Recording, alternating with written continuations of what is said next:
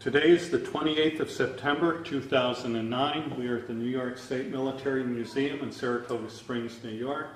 My name is Wayne Clark. Sir, for the record, would you please state your full name and your date and place of birth, please? Yes, William J. Hefner. Date of birth is August 6, 1935. Place of birth is Middle Village in Queens, New York City. Did you attend school in Queens? I attended public schools in Queens, New York, yes. Mm-hmm. And what year did you graduate from high school? 1953. Oh, so you went back after? High school, you say? Yes. Yes, no, 1953. 1953, okay. I was And born in 1935, so okay, just about 18. Mm-hmm. okay. And did you attend college right away? Yes, I entered State University of New York Maritime College at Fort Schuyler. Mm-hmm. And it was a military program which included Navy ROTC, for which I qualified. So, and there was also a scholarship involved, which was very helpful. Mm-hmm.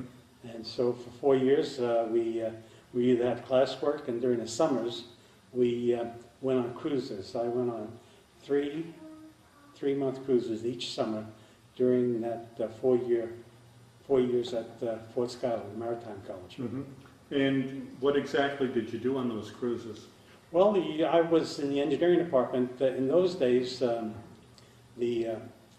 Maritime College had two basic curriculums, marine engineering and marine transportation. Mm-hmm.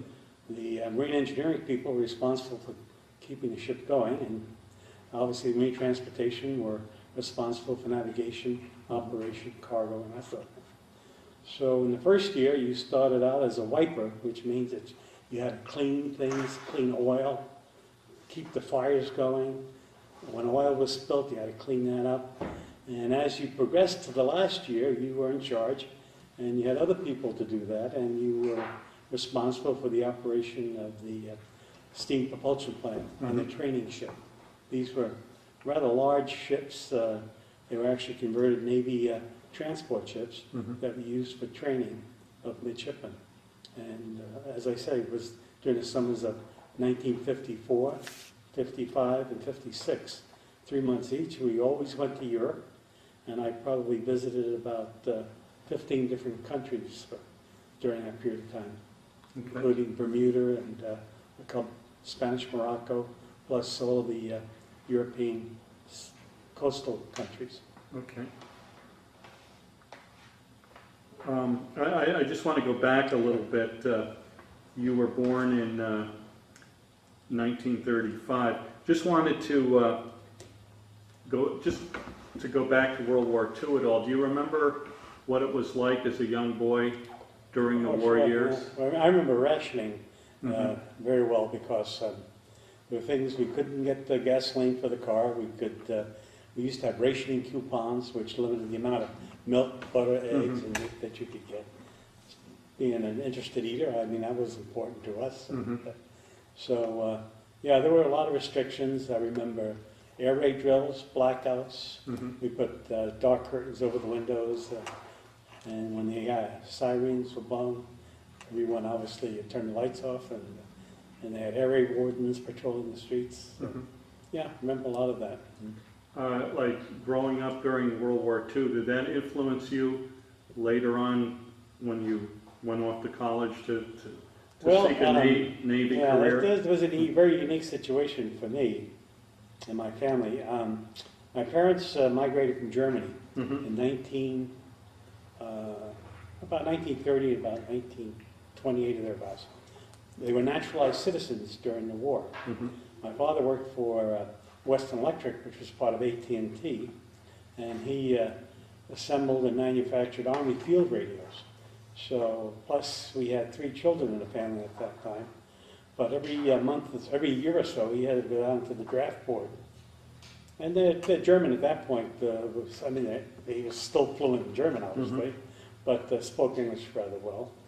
And there was a lot of discussion about being German, and we were fighting the Nazis. A couple situations you can imagine. I was about 8, 9 years old during the end of the war, so things happened in school, but nothing that Mhm. was real serious, but you can sort of Sure, picture sure. that.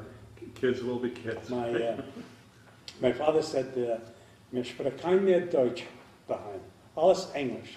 Translated, which means we're not going to speak any more German at home. We're only going to speak English. And when I started kindergarten in 1939, I probably spoke German more frequently and better than I spoke English. Mhm. Okay. So once you completed your college course of study, you got your bachelor's degree, Yes, and then you were commissioned. yes. Actually, three things. I've got a bachelor's degree, plus the U.S. Coast Guard monitors and issues licenses for marine engineers and for the merchant marine. And so, in addition to that, I'm not sure I have that on that application, that information sheet. One of the other requirements of the Fort Scotto was that you pass the U.S. Coast Guard licensing test and become a third assistant engineer, which qualifies you to serve on any merchant ship in the world as a junior engineer. And there are typically 4 grades: there's third class, second class, first class, and chief engineer. So I passed the test and was a third assistant engineer for ships, steamships, and diesel ships of 100 horsepower, and plus commissioned as an ensign in the Navy Reserve. Mhm. Now, were the steam-powered ships kind of at the end of? The vast majority of ships, all during World War II and after World War II, were all steam-powered. During World War II, they transitioned from what was on, say, the Liberty ships, which were old steam reciprocating engines, like the Titanic and that type of thing, to steam turbines. Okay. We studied reciprocating steam, but in the 50s, the Navy and the merchant fleets had completed pretty much a transition to steam turbines exclusively. Okay. Steam turbines, because they're more efficient, more compact, lighter, less costly. And they're powered by diesel. By steam, no, Oh, by steam. steam. By steam. Steam Okay. turbines, yeah. The same, all of these ships, steamships had oil-fired boilers. Early before World War II, there was a lot of coal. But Okay. coal had pretty much gone by the wayside by the time World War II came around. So the oil-fired boilers that produced steam, initially for steam reciprocating engines and later for steam turbines. Okay. And what was your first assignment? My first assignment was when I immediately upon graduation, interestingly, the Korean War had pretty much wound down. I was on inactive duty during the Korean War, but obviously never served. And there was stories going around that perhaps you might not have to go on active duty, or your active duty may be delayed, because there are a lot of Navy officers who had spent time during World War II and time during the Korean conflict, decided that they would stay in the Navy to get to a certain level, either 20 years or whatever, retirement, and then go on retirement. And of course, after Korea, they were compressing the size of the Navy. But that turned out not to be the case. However, during that last 6 months in school, we all wondered what was immediately in store for us, so we decided as a backup, we better seek employment. I was study after Sputnik, if you remember, and engineers were in great demand, and I was offered a great position with GE in Schenectady here to work on large steam turbines for power generation.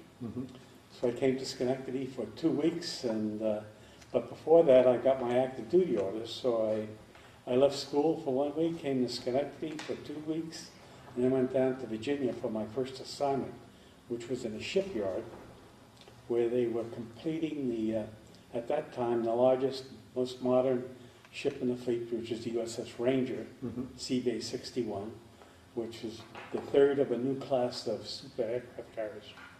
Forrestal being the first, Saratoga the second, and the Ranger being the third. So my first assignment was working with the Navy Bureau of Ships Supervisor Shipbuilding, inspecting, testing, and accepting the ship from the shipyard, which was Newport News Shipbuilding, which was a private shipyard, a contractor for the Navy to complete this ship. And I was part of the team that conducted both the on-dock trials and sea trials and performance tests and that sort of thing. And that took about 4 months. Then the ship was commissioned, and I was part of the ship's crew in the engineering department. So you were, excuse me, you were considered a plank holder? I'm a plank holder, yes I am, Okay. of the USS Ranger. Most definitely. You obviously know something about the Navy. Yeah, I'm a Little plank bit. holder, sure am. And then I went on the ship, as I say, in the engineering department. I was the M Division junior officer. And a month after the ship was commissioned, I was an ensign. The ship's, the M Division officer, who was a full lieutenant, had a family emergency and had to leave, and I was appointed the acting division officer, and a month after that I became, as an ensign, the ship's M Division officer, or main engines division officer, and another ensign was assigned, who was junior to me by about 3 weeks, was assigned as the junior division officer. So, and then I stayed on board for about 2 years until I went off active duty and went back to work for GE. Now, during that time period, did you run into any serious problems with the ship and the engineering, No, well, the yeah, engines? it's interesting. We had one of the things that one of the tests that are performed is that they take the ship, and interestingly, not many people realize this, but the aircraft carriers, at least in those days and today probably as well, have more power and are probably the fastest ships in the fleet. And of course, they've got attained speeds of over 35 to 40 miles an hour when there's no wind, in order to get wind over the flight deck to land and recover to land and launch aircraft. One of the tests are, if there's an incident with aircraft, you need to go from full speed ahead to full speed astern. And this is an incredible experience because you're zipping along at somewhere close to 40 miles an hour, and you put the car into full, or the ship into full reverse gear and wait for things to happen. Well, it sort of comes to a slow halt and then goes in the reverse direction or astern. During one of those tests, we had a failure of one of the GE propulsion systems, a turbine and a gear, and there were bearings that failed. And so they flew from GE employees from Lynn, Massachusetts down to Guantanamo. We were operating out of Guantanamo Bay at that time. After the ship was commissioned, we spent 6 weeks in Guantanamo for underway training. And we qualified the individuals, the officers, to be watch officers and to operate the ship, and drills were conducted. And that was all part of the acceptance and testing that we did. And so GE came down and we got spare gears, replaced and bearings, replaced it all, and off we went. That was the only failure though that we had in engine-wise in a 2-year period that I was sailing with the ship. Did you go to any exotic ports of call? Well, yeah, it was interesting. The ship was been designated, as I said, it was the third of a new class. The first one to go to Westpac. The ship was too large for the Panama Canal. So as soon as we finished our underway training in Guantanamo, we came back to Norfolk. We picked up an air crew, an aircraft squadron, and we went from there to Trinidad, to Brazil, to Argentina, to Chile, to Acapulco, and then up to San Diego, where we picked up additional aircraft, and then up to Alameda in California, outside of San Francisco. Then, with all these new folks on board, we left for a 7 months cruise. And Nathan's grandpa was underway at that point, and his grandma went back home to New York. Mm-hmm. And my last day of service was June 29th, 1959, which is the date that Nathan and Allison's daddy was born. Oh. I got home a week before the baby was born. Uh-huh. And my wife spent 7 months in pregnancy with her parents. So we went to, from Alameda, California to Hawaii, Pearl Harbor for underway training for 6 weeks, where I qualified as a Navy diver. And then we went out to West Pacific. So that included Midway, Guam, Japan, a couple of ports called Hong Kong, down to Thailand, Okay. places Well, like let me just go back a little bit. You said you qualified as a Navy diver. Yeah. Did you have any training in college for that? I was a high school swimmer. Mm-hmm. I was a collegiate. I was on a swim team at college, and I worked as a lifeguard for 2 years. Mm-hmm. And I just wanted to dive for the sport of it. And the explosive ordnance disposal officer on an aircraft carrier, these are the fellows you occasionally see when, in some of the old film clips, when a plane returns and the bombs or weapons or rockets, whatever, become dislodged and they have to be disposed of. These are the fellows on the flight deck that go and release those weapons and dispose of them one way or the other. Mm-hmm. They're all EDO, in those days as we call them, which include being underwater swimmers, Okay. frogmen, if you will. Okay. So you weren't doing deep sea diving, or? Well, the interesting part about it, I said, when we were leaving Pearl Harbor, the shipyard sends out divers, and they inspect the entire underwater hull of the ship. Mm-hmm. They found about 6 or 8 cracks in our propellers. And that was great cause for concern for a day, because we were supposed to go on station in West Pacific, and this was the newest, greatest ship in the fleet, and there were some questions about ship's reliability and so forth. Mm-hmm. Well, we sailed from Pearl Harbor to Midway, through the anchor over, and the EDO, the explosive ordnance disposal, the frogman, if you will. Mm-hmm. He and I had gotten measurements from the shipyard. Of course, each of the propellers had 5 blades, and each was numbered, and each blade was numbered, so we knew the location of all the cracks. And our job was to jump over the side as soon as the ship's anchored, find the cracks, measure them to see if they were propagating, Mm-hmm. getting more severe. Well, it turned out we did about 4 dives. Midway, Guam, and maybe Okinawa, I don't remember. Mm-hmm. In each case, we determined that the cracks were not propagating, were not growing. Mm-hmm. And so they were not a real concern after that. But nevertheless, when the ship came back, I left the ship in Japan. The ship got back about a month after I did, went directly to Bremerton and got 4 new propellers, 4 new screws. So that was one of my other experiences in the Navy. Uh-huh. Okay. And what happened besides? Well, in that? between, during while we were on this 6 months deployment, actually I said that the deployment was 7 months. Mhm. I was on the ship for 6 months. Okay. I came back a month early because my 2-year assignment on board the ship was completed.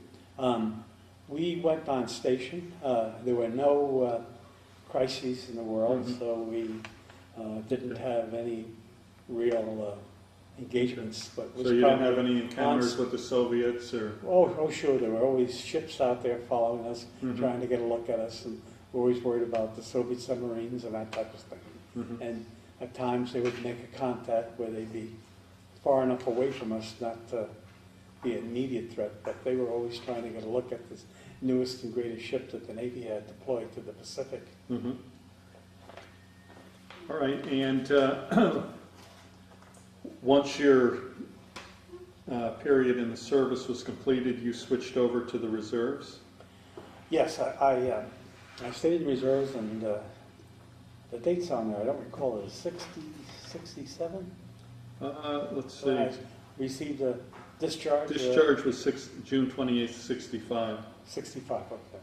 Yeah, I was on the inactive reserves, and matter of fact, I went to work at GE at Knowles. I had 2 assignments at GE. One was in Lynn, Massachusetts, initially, after the Navy, working on jet engines. The second was at Knowles Atomic Power Lab in Schenectady, where I worked on the various nuclear plants for 10 years with GE. I spent 10 years at Knowles Atomic Power Lab in the development of new nuclear power systems, including A1G.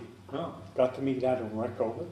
Adam Rickover, when I was working for GE, put me on a diet because he explained he had this club and this program that all the initial Navy people that were deployed on the early nuclear ships seemed to have a tendency to gain weight because there was not much to do aboard ship. And they packed them with food for the 60 or day whatever deployments. And so the Admiral formed this club, and he had Navy officers. It was sort of and I had to report monthly to the Admiral. He asked me how many pounds I was overweight, and I said, well, somewhere between 30 and 40. He explained his club. They got my name. I had to report to his office every month, and the agreement was I would lose 1 pound a week for the next 40 weeks, which I did. And actually, it was a bit heavier than at that So time. it looks like you kept it off. Well, I put about 10 or more back on. I'm about 10 or 12 pounds every year. But yeah, I took most of it off. And I had to make a presentation to Admiral Rickover, who of course was a father of the nuclear Navy, about the development of the A1G, which is aircraft carrier, first of its kind that General Electric developed, which is still in use today. And I spent 10 years in that, and then after that, the next 30 years in commercial power and submarine work, some marine engineering work, but mostly power generation, pipelines, turbines for that type of thing. Well, it sounds like you had quite the career. Yeah, it was fun. You mentioned here the professionalism of the people you work with, pilots, captains, chief engineers. Any interesting incidents or anything that you can recall? Well,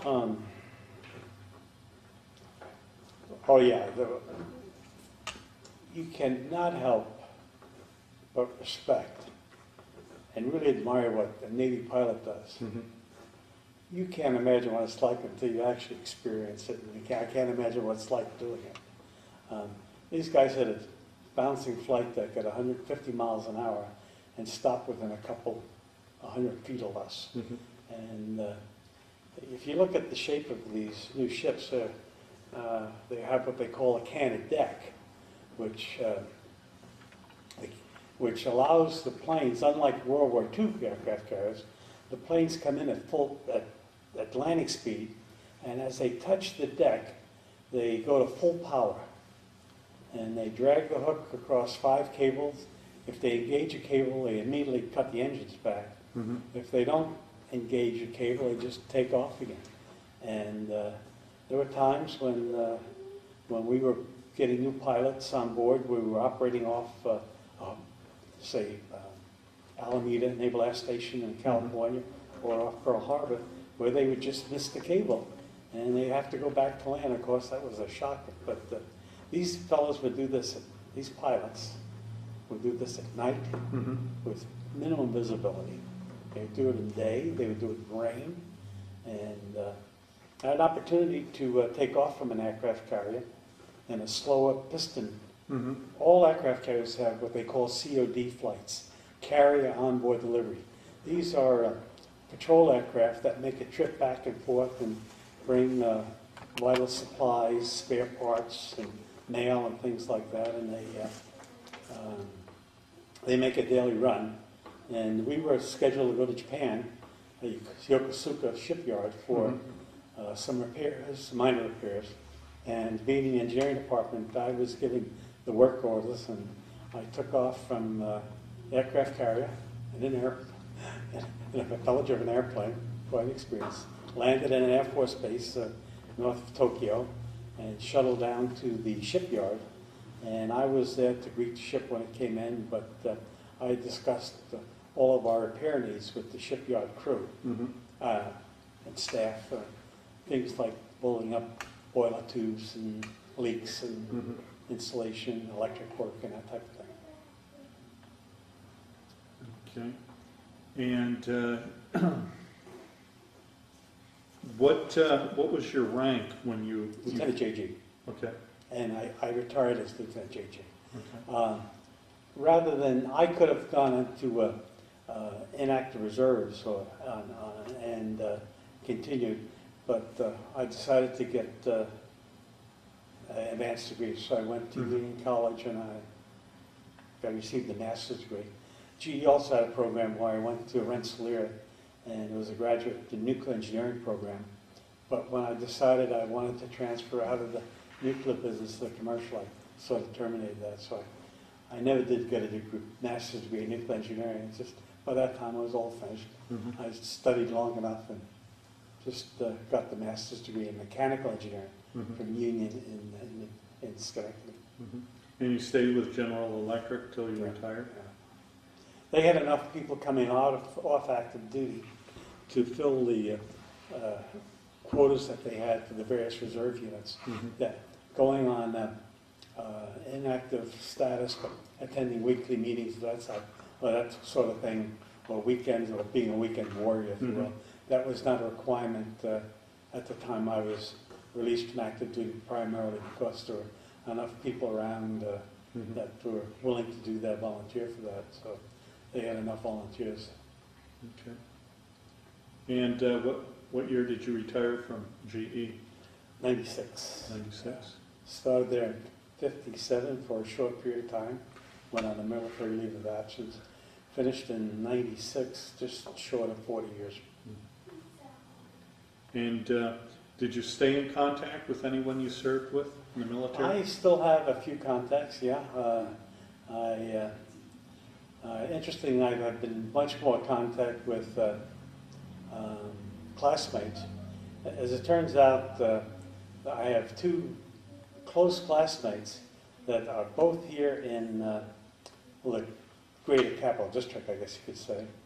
Both served on the previous ships to the Ranger. The first was the Farstall, and one of my classmates was a engineering officer on it. The second was the Saratoga, and another classmate, actually a roommate, was the auxiliary engines officer on that ship, and he lives up in Westport, up in Lake Champlain now. Oh. So, but I do have some, I do have some contact with some of my Navy. Have you attended any reunions at all? No, I didn't. I didn't make the reunions because what happened is the ship stayed on the West Coast, and the majority of the people were all from the West Coast, and they're West Coast Navy people, and the reunions were out in San Diego. But this on that photograph, the officer on the very right is Joe McClellan, and he's from Philadelphia. He also went to work in GE, interestingly. All right, I'll have you hold these up individually and. These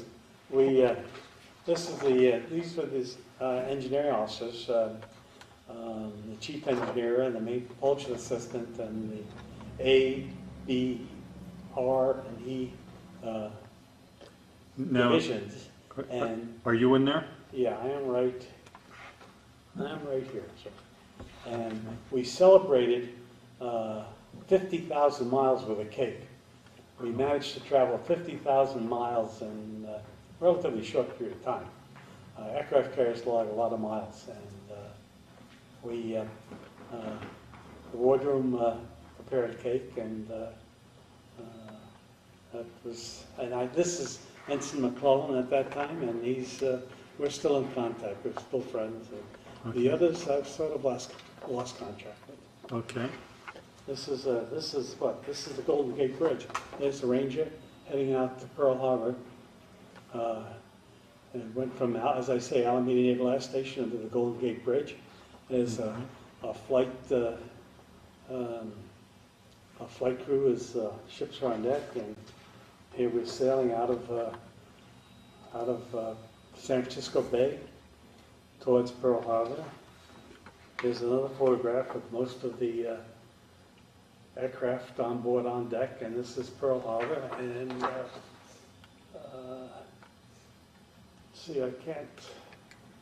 I don't recall any distinguishing landmarks, but that was on our way to West Pacific for flight for 6 months, as I say, tour duty in Okay. West Pacific.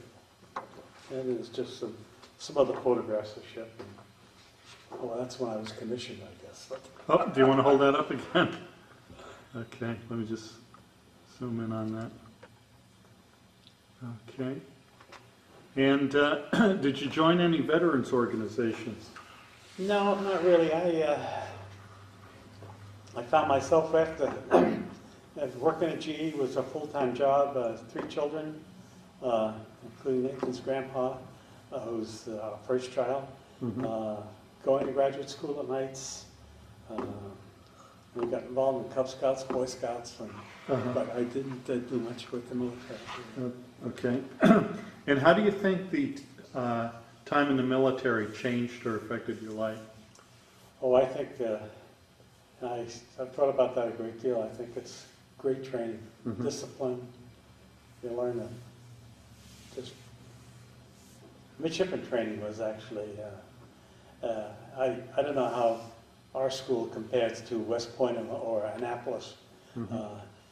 They obviously have a very rigid military programs, but it teaches you a lot about yourself and how to self-control and how to get things done, self-reliance, and I'm sure that West Point and perhaps the Naval Academy have even more grueling programs than we had, but in my case, it was a very valuable experience.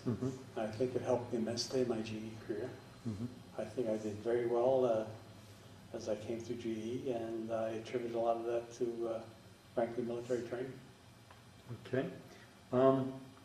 Is there anything else that we may have missed that you'd like to touch on? No, you asked me about, at my immediate assignment, it was interesting when I told you about Knowles Atomic Power Lab, which is the first 10 years after the Navy.